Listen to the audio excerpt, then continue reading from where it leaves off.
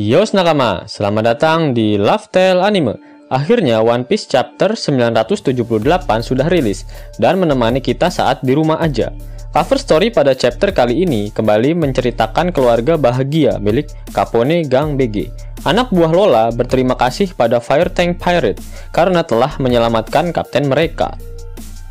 Akhirnya, rencana Kinemon yang sebenarnya milik Trafalgar Law untuk ngebokong Kaido mulai berjalan. Kapal selam milik Law sudah berpisah dengan kapal-kapal milik aliansi dan langsung menuju ke pintu dapur mansion milik Kaido. Raizo, Asura Doji, Okiku, Kawamatsu, dan kemungkinan juga Inuarashi saat ini berada di dalam kapal selam milik Law. Sedangkan Kinemon dan Denjiro berada di tengah-tengah aliansi untuk memimpin pasukan bajak laut Ming dan Samurai. Terlihat Kinemon dan Denjiro sangat antusias dengan penyerangan ini. Namun Denjiro sedikit was-was karena musuh bisa saja menyerang mereka kapan saja.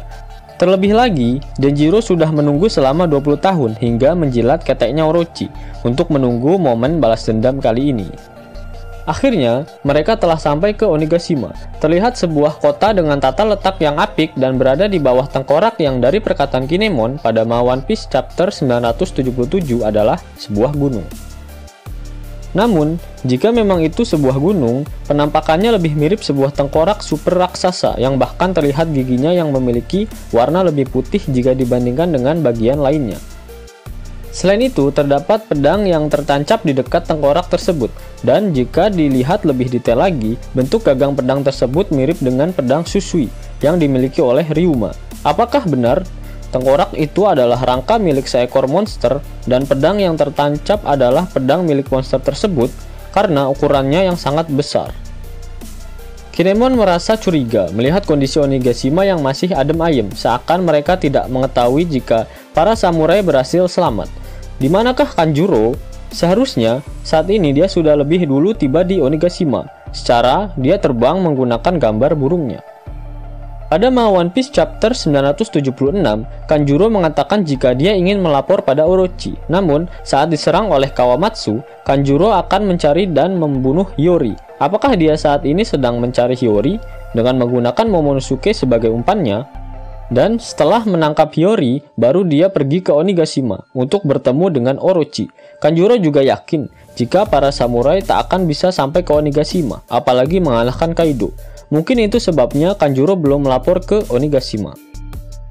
Di saat semua orang terkesima melihat pemandangan Onigashima, sniper kebanggaan kita semua yaitu God Usopp menyadari jika ada beberapa anak buah Kaido yang berada di menara pengawas.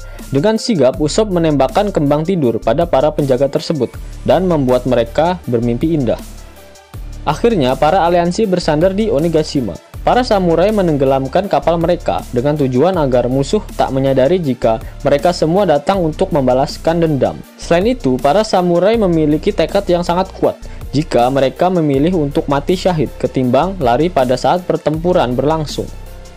Franky yang tak rela kapal Sanigo juga ikut ditenggelamkan, membuat Jinbe mencari tempat parkir yang cocok untuk Sanigo agar tidak diketahui oleh musuh. Para samurai sudah tidak sabar untuk bertarung dan membalaskan dendam kesumat mereka yang terpendam sejak 20 tahun yang lalu. Mereka bergegas masuk ke dalam kota. Namun di saat yang bersamaan, tiba-tiba muncul banyak anak buah Kaido di sisi seberang jembatan dan membuat Chopper kebingungan. Robin memberitahu Chopper jika semua ini adalah ulah dari Kinemon. Yap, kekuatan buah iblis Kinemon yang terlihat tidak berguna untuk pertarungan tapi berubah menjadi kekuatan yang mengerikan di tangan seorang ahli strategi seperti Kinemon. Penyamaran seperti ini juga pernah dilakukan oleh Kinemon saat berada di Dressrosa, dan epiknya lagi Kinemon menyamar sebagai Doflamingo, serta penyamarannya saat itu berhasil akibat kebodohan anak buah dari Doflamingo. Namun, penyamaran dari kekuatan buah iblis milik Kinemon ini bersifat sementara dan akan hilang jika dilepas ataupun rusak, sehingga Kinemon mewanti-wanti agar para aliansi sebisa mungkin menghindari pertarungan sebelum tiba di mansion Kaido. Tak hanya para samurai, bajak laut Kid dan bajak laut topi jerami pun penampilannya dirubah oleh Kinemon. Astagfirullah, kenapa bajunya Nami jadi jahiliyah kayak gitu? Aduh, salah nih lihat manganya pas lagi puasa. Setelah puas melihat Nami, Shin berpindah ke lokasi hajatan milik Kaido dan Orochi.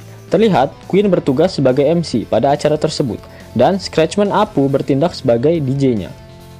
Sambil goyang ngebor, Queen berhayal jika dia akan menjadi terlalu tampan apabila dia menjadi orang yang kurus. Padahal Oda Sensei pada kolom SBS volume 96 memperlihatkan jika Queen benar-benar menjadi kurus. Bagaimana nakama? Queen terlihat lebih tampan dan berani, bukan? Queen kemudian mengabsen seluruh tamu-tamu yang hadir pada hajatan tersebut. Diawali dari kelompok bajak laut kebun binatang milik Kaido, yang sepertinya diabsen berdasarkan kasta mereka. Diawali dengan para waiters, pasukan Kaido yang menunggu jatah buah Smile, yang sepertinya saat ini suplainya sudah tidak ada akibat pabrik Smile sudah terkena lockdown. Dilanjutkan dengan pasukan Pleasure, yang merupakan orang-orang yang beruntung karena dapat tertawa setiap harinya, akibat efek buah Smile, yang memiliki persentase keberhasilan 1/10. Lalu ada para Gifter, pasukan khusus Kaido yang berhasil mendapatkan kekuatan buah iblis Smile. Kemudian, kelompok Shinichi, yang berisikan pasukan elit Gifter Kaido, dan kemungkinan mereka memiliki jabatan sebagai headliner. Dilanjutkan dengan para Tobiropo, dan tak ada sorak-sorai dari para Tobiropo. Ya, Queen mengatakan hal itu memang sudah biasa karena kelompok ini hanya berisi para pelawak. Lalu dilanjutkan oleh para Numbers. Sorak-sorai yang dikeluarkan para Numbers sangat beragam, seperti gok gok gok, hacacaca, dan kun kun yan. Sebenarnya monster macam apakah mereka ini? Setelah selesai mengabsen anggota bajak laut kebun binatang, Queen melanjutkan pada kubu Shogun Orochi. Diawali dari samurai elit Orochi dan para Oniwa Bansu. Orochi sang fuckboy terlihat sedang mantap-mantap di suatu ruangan. Dan yang tidak terduga adalah Queen juga mengatakan jika anak-anak Big Mom telah hadir di tengah-tengah mereka. Berarti Perospero, Smoothie, Daifuku, dan anak-anak Big Mom yang lain akan menjadi lawan yang cukup berat untuk para aliansi nantinya. Dan akhirnya, wajah para Tobiropo diperlihatkan. Setelah pada One Piece Chapter 977 hanya diperlihatkan sikil daripada Tobiropo. Yang pertama ada ukhti cantik bernama Uruti.